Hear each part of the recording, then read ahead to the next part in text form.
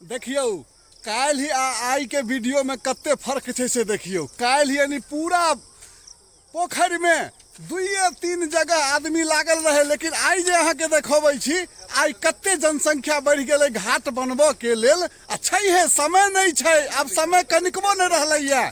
समय बस जे एक दिन बीते छै तो सब एकदम दौड़े छै कोदारि लऽ कऽ खुरपी लऽ कऽ कि जल्दी से जल्दी बनाबी।